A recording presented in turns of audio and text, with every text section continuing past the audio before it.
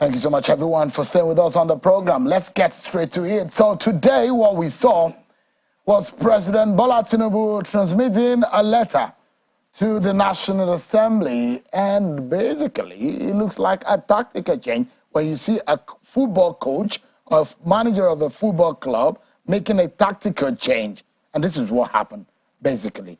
The president has removed a Kano ministerial nominee, Ms. Mariam Shetty. And it was interesting because the woman was already in the National Assembly as at the time that she got the news that her name has been expunged from the ministerial list, and now Dr. Mahmoud and Mr. Festus Keyamo is now being, the names, President has now picked them, and now joined the ministerial nominees to be screened by the National Assembly, and we've been watching and monitoring for you the ministerial nominee. In the APC, there has been issues as to why Festus Keyamo, who has been loyal to President Tinubu over the time, his name has been missing on that list, and perhaps there has been some clamor within the APC. It looks like those agitation within the APC had gotten to President Tinubu, and he thought that someone who fought for the campaign of the party's name should be taken back. So let's get to talk about this. Today we saw former Governor Oyetola, former Governor Lalong, former Governor Matawale, and a host of others face the scrutiny of the Senate. Let's discuss this, everyone, because another issue that we'll be looking at is the Petroleum Ministry, because the word is already on the street that there might be a repeat of the culture of the president acting as the Minister of Petroleum. What does the law say about that? I'm being joined tonight by two gentlemen, a very senior lawyer, senior advocate of Nigeria, a former member of the National Assembly, Honorable West Idausa. Thank you so much, Elena Sik, for joining us tonight. Thank you very much. And our data and political analyst, Mr. Kolawole Johnson. Thank you so much, Kolawole, for joining us tonight on the program. SN, give us an understanding of what you make today. First and foremost, Festus Keyamo, Dr. Mahmoud, getting into the Kano nominee, Ms. Miriam Shetty's name expunged by a letter transmitted to the National Assembly. What do you make of that kind of change? Well, that's a political change of party. That can be due to political pressure. It can also be due to policy tactical change. And this is all within the powers conferred on Mr. President to do. Do not forget that the ministerial portfolio is exclusively within the discretion of the president in establishing same. And the Constitution gives him the powers under Section 142 to do so. And to that extent, the president can make that switch anytime. And he does not have any reason to give any reason for that decision. So I believe that that's what has happened, and it's fully within the legal framework of the country for Mr. President to do just that. What do you think, politically speaking, because this looked to me like a political change, Yes. There are those who had their own misgivings about some of the names on the list, and there are those who believe that there are a few names that are missing, and there are those who believe that the likes of Festus Keyamo, for what he did, a fellow member in the inner bar like yourself, who really spoke for the party, as names that are, we are hearing some APC members who are agitating and angry that how will Festus Keyamo names be missing? For that kind of decision, for a president to think, I mean, what do you think could have happened behind the scene? Well, it's possible, as I said. Don't forget the president has a strong character, but he's also a very responsive person. He is committed to loyalty. He's committed to excellence. And so he understands how to get a fine blend of both of them. But significantly, it is more likely to be politics, and the politics of party peers on the president. I mean, with those who have worked with him, telling him, hey, let's create a situation where some of those who have stuck their neck out for our party, defended our party politics, defended our party positions publicly, do not feel excluded. So that could be there. It could also be, as I said, a policy tactical change.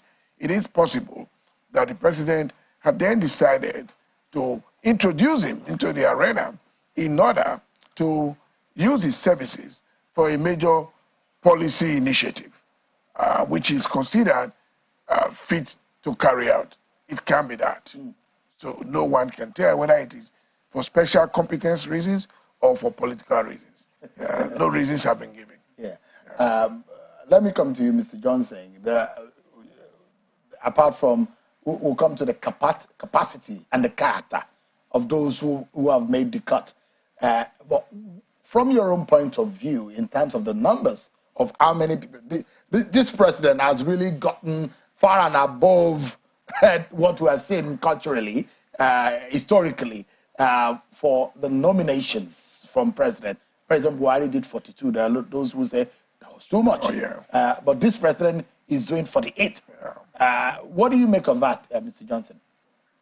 You know, when the president said sometimes like that, let the poor breathe. I think I gave a response that one of the ways we could ensure that the poor breathe well, it's by ensuring that we reduce, the size of the governance structure in the country. Understandably, we've asked the people to sacrifice, and the people, of course, they want to sacrifice. In fact, they are paying the sacrifice already, whether they are prepared for that or not. And one of the things that people have been saying is that this sacrifice should not be one-sided. And one of the ways that we can ensure that it is two-sided is to ensure that those in government who are asking the people to sacrifice also ensure that we see these elements of, sacrifices on the part of the government by ensuring that we have, a more compact governance structure, not the elaborate one. After all, you still have, boards, parastatals that will have chairmen, DG, board members, and all of that. I think with this, we don't think that the usual, waste in government. I don't think this government is ready to, to check that. And for a season that we are, that the money is not there. We know that. I said on this program, long before President Tinubu was sworn in, is that the next 6 months or 1 year, that the first 6 months or 1 year of his government was going to be tough. Sure. But yeah, remember? Absolutely. On this same show. That we know because we need somebody that will take the hard decisions, and he's taking them. So he's got the balls for that. But we should also ensure that as an accountant that understands, the import of cost of governance on the system, it should have, we're expecting that it will have, a more compact, governance structure, not this one. 47 or 48 is more. I mean, it's more. We were thinking we won't have the era in the era of, Minister of State. Sure, you will have that now with this bogus number. There is no way they would delineate the ministry without having ministers of state. So for this, well, let's see what is going to achieve with that. For example, if he wants to ensure that, okay, let's have some areas where we have an individual with that, requisite competence to man very well without any distraction, of, maybe pretending over such a bogus play that he may not be able to manage, fine. But let's see what is able to, again, do with this size. Then secondly, let us also see that those he will be able to put in specific places. Don't forget that this is a man we have pride to be a man that assembled the best of team. I don't think the team we have seen is that, it doesn't look like what we expect. It doesn't meet your standard. Not my standard. It doesn't look like what we expect from. In fact, it doesn't meet the standard of that he has created before now, that he created in Lagos State. Look at those. Look at the team members. Of course, there are exceptional ones there. Look, the young guy from Lagos, Party, even some former governors, Dave Umai, El Rufai, these are sound administrators. Quite a number of them, they're very good. In fact, there are quite a number of young guys there, like the one in my state too, quite, cerebral guys. But we were expecting that this will cut across. But with the numbers we have seen, we can see clearly that there are those foisted on him by political exigency. And the import of this is that if he doesn't see the competence, based on the person we know, he's likely going to create special advisors that will run their jobs for them. Again, that will expand, the structure. Do you see, gentlemen, the possibility of the fact that President Tinubu has been having sleepless nights trying to pay back for those who did some political jobs for him? It's obvious, but not in the gap of Festus Keyamo. In terms of competence is there, loyalty is there. What he has put in, is there. He has put in the work. I'm even looking at the fact that for the numbers, one. Yes. Also, the kind of people, some people have been ministers before. Yeah. They've been governors for 2 terms. Yeah. And 20 years later, you're bringing them back to federal cabinet. There are those who disagree with bringing those persons back to say, in our entire state, you need to look well. And then there are more people that could get the job done. We may say that for some, some numbers there. But let me, I have heard this discussion about Malam El-Rufai. See, that he is simply one of the best administrators you have today in the public sector. And if you have, see, when this man was a minister in Abuja, go ask. His record has not been broken. So if you're bringing back a man like that, I don't think that that is not out of place. No, there are those, honestly, for example, you can Ibrahim Gaidam, his opposition have been speaking about the reasons for imputing him. There are those who have also said, why bring former governors? You will make it a cabinet of former governors and you will create a cabal against your own government for yourself, because these men also, they have the profile of being the president. So you have, I mean, what do you make of those arguments? Those are on one school of thought anyways. Well, the thing is, first of all, you really can't form a team for Mr. President. He went around and made a campaign. He knows his team. But at the same time, the public, as a watchdog of government, will also have its expectations.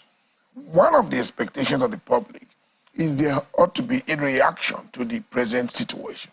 We are in extraordinary times, and to that extent, we'll also expect extraordinary measures. Whether you like it or not, I consider that number humongous. I just think the number is simply too large, given the lean resources and given the penchant for opulence that Nigerian public officers have. You can already see the type of thing they are talking about in the National Assembly and so on. They are talking about monies for vehicles and the rest. There is no policy in this country to ensure that production of vehicles locally are designed to meet public use in Nigeria. Actually, a lot of Nigerians may not understand what you mean because they will say, oh, they're just 49 men. Well, but averagely, this is a picture of those who work with the minister, averagely. The minister will have at least 2 vehicles in his comfort, at least. The escort one? The escort 1 and escort 2. Yeah. And they will have special assistants, special advisors, aides that will work with them in their offices. And in the minimum, you have at least 6 to 7 persons working for each minister. So you have up to 20, 25 in some cases. Working for security guys alone with them. At times they have up to like 10 of these guys. Even security personnel, they will tell you, if you want a security security operative to work with you, they will tell you, the police will tell you that we can't give you less than 3 or 2 because they can't work. They need to have a certain number. See, so they will have the DSS, they will have the police. They have more than these. This is what we are saying. So the number is humongous. If does it look like we are, well, like you said, maybe we should give the president a benefit of the doubt. But again, on the basis of what we're seeing on the ground in terms of what Nigeria looks like today, do we need 48 ministers in the federal cabinet? There's no point saying that we should give him. See, when he has done well, we have scored him well. We have also, clapped for him. I was one of those that came, to the public space to clamor that, no, we need this subsidy regime to stay, that we can't continue with that. We have said that. So if we are also saying that with the size of government, that Nigeria cannot sustain this now, the people are already paying. And you should also be seen to be paying also, knowing well that these ministers, except if there will be extraordinary measures to say, ministers, you cannot do more than this. Ministers, you cannot get more than this. But some of these things we can clamor for that, but can you do that for former governors coming into the cabinet? Well, they have their structures that you can't take away from them. Well, that's why I say that we're in extraordinary times. Whether you're a former governor or whatever you may be, you have to work within the rules that is going to be set by the president that was duly elected. So the point is, Does the president appreciate the peculiar situation that we face? I believe he does. He should understand that because he's a veteran in this business of managing people. And the least we expect is value for money. Those who compare Nigeria easily with the United States. It's and so, you look at it, how many secretaries, because that's their own term to represent ministers. How many, I'm not sure they have up to 25 secretaries of the different departments. Less than that. The Treasury Department, the Department of State, and all that. I'm not sure they have more than 25. For a country as large as that is almost double the size of Nigeria, and you imagine that they are richer than Nigeria. Oh my God. They have what it takes to be able to fund. But just a moment. This is one area, Lenosik, that I want your knowledge and your expertise. And let's take a look at what has been happening in the Ministry of Petroleum. We're keeping our ears to the ground, and what we are understanding is that there is a possibility that the president, Bola Tinubu, like his predecessor, might be the Minister of Petroleum. Why? So historically, this is what happens. We've seen 3 different former heads of state or president that have been that they themselves have headed the Ministry of Petroleum. Former military head of state Abdulsalami Abubakar, former President Olusegun Obasanjo, and former President Muhammadu Buhari. Now, what does this ministry look like? Why is this so important?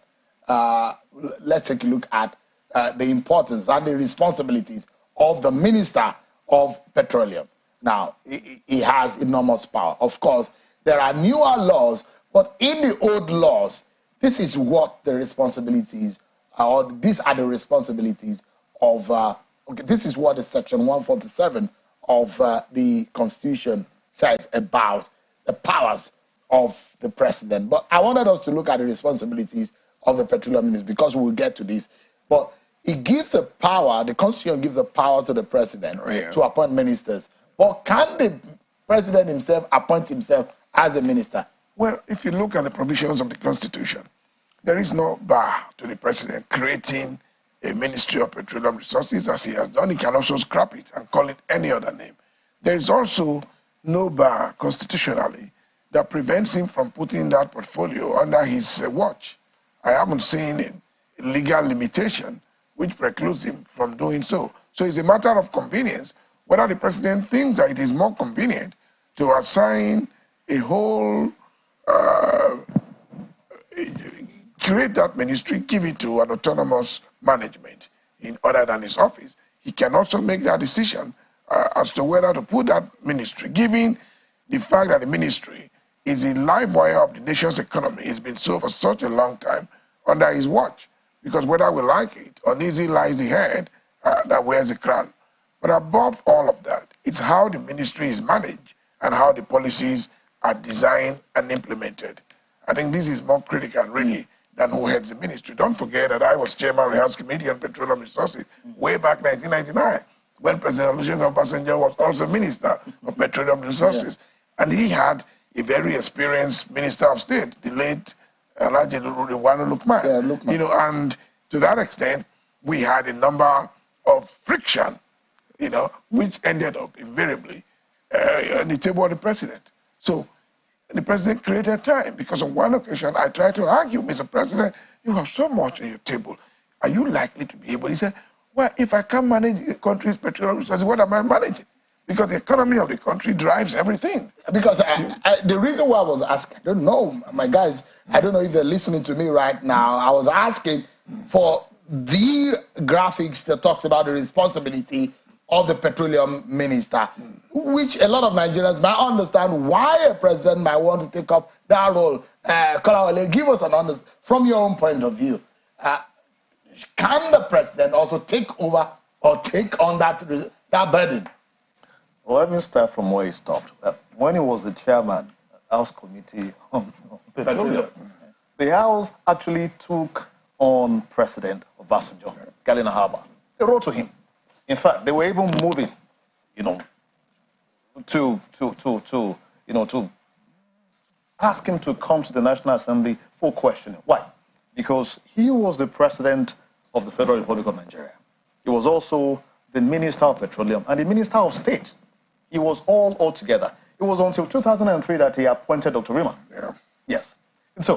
And they queried him that he was breaking the law under Section 147, subsection 1 and 2, that he ought to appoint a minister, and whoever will be the minister must be cleared by the National Assembly. That, Mr. President, were you cleared by the National Assembly? The answer, nope. But he was smart enough to answer them via Section 5 of the Constitution that said the executive powers of the Federation, shall be, is rested with Mr. President. Yeah. Let us try to dissect that. What does it mean by saying the executive power? The same way Section 4 said the legislative, power, shall rest on the National Assembly. Does it mean that the National Assembly, that the Senate President or the Speaker alone can then, function in all spheres? No. Now, when that Constitution gives him that power, it also says that he ought to appoint ministers, and he can delegate some of these responsibilities to him. And let us look at what has happened over time under them. Under Abdulsalam, that started this culture. What happened under him? Remember the report that came out? Within that short time that the man was the pseudo petroleum minister. Of course, they appointed a man, that never acted. When we were to send some delegation to OPEC, they sent a different person entirely from, was it Chief Adams then from Edo State that was appointed? Yes. Then, from an MPC. Yes. So revered and fed. They knew the man was not going to compromise, so nothing, got to his table anyway. He was not just appointed. He was just there, just for the figure. Then during President Obasanjo, today we keep talking about Malabu oil. That happened under him, under his watch, as the Minister of Petroleum. Then under President Buhari, of course, the subsidy regime, the crude oil swap, and the several billions of dollars. Under recovery. That's what they call it in all of those grammar also happened under him. And remember, also, and the repairs of the refineries that never happened. A governor until said after on the 80. television that what the last government spent on our refineries was almost equal to what Dangote spent to build that new refinery. And the capacity of the 3 of the 4 is not up to what Dangote has on ground. Yet, we have no headway. From what I am hearing, do you think that President Bola Tinubu would make himself a Minister of Petroleum? Now, let me say this. We have only seen the former military head of state, turning themselves to the Minister of Petroleum. All the ones that have been in the past, they've been for many uniforms. Yes. Maru Musa Yaradua, good luck, Jonathan. They've not made themselves. So would President Bola Tinubu be the very first civilian president to do that? What do you think? However, no, let's take this point. Yeah. Let's take this point. The president had been in that sector before. He may want to claim some expertise. Give it to him. But when you have a Minister of Petroleum, and you are there as one with the requisite experience in that sector, will be having double check. If you make yourself the Minister of Petroleum, and this is what always happened. Ibe Kachuku could not see Mr. President, President Buhari, for months. He was trying to see him. He said this by himself. So what you have is guys around you who would be the ones to do this job for you. They will take it over, and you will likely not be functioning honestly. So to bail ourselves out, we should have a substantive Minister of Petroleum, and let the president, superintend over him and ensure that we get the very best. We are paying for one, but we are getting, it will be like security. Yeah. But the president is a commander-in-chief, of course. So you can have a Minister of Petroleum and still say, look, you refer to me, there's no decision that is made. But again, meant to report to him. Yeah. Anyway. Can I say this? Again, he needs not have one. Don't forget that the establishment of ministries is prerogative of the president. He needs not. But we're hearing that this president will change most of the nomenclature. A number of countries that are oil producing do not have Ministry of Petroleum. They are doing so well. The whole thing is about behavioralism. Behavioralism.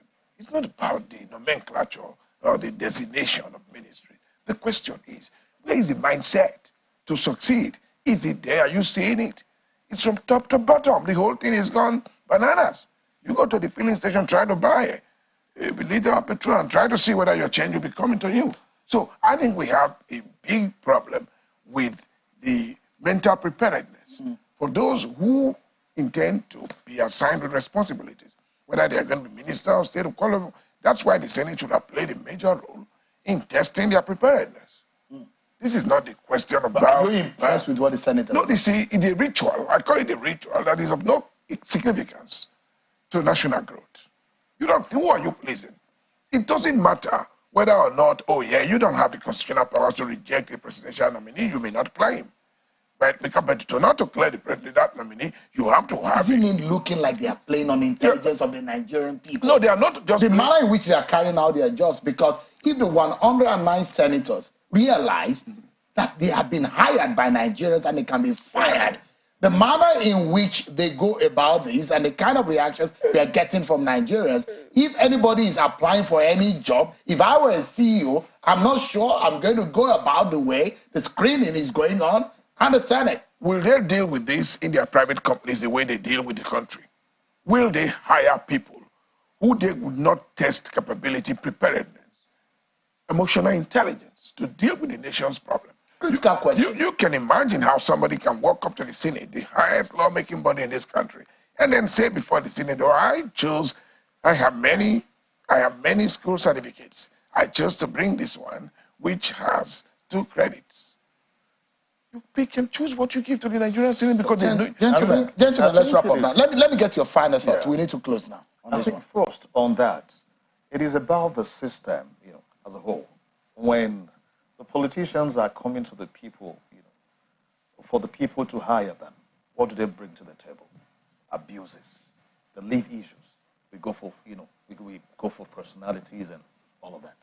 The culture has again been brought to those who should do the job of not just hiring or not just helping us to hire the very best, but also ensuring that they are not just qualified, both in terms of competence, but also in character. And unfortunately, how did they get there? Then, secondly, we were talking about the Ministry of Petroleum. We didn't end on that.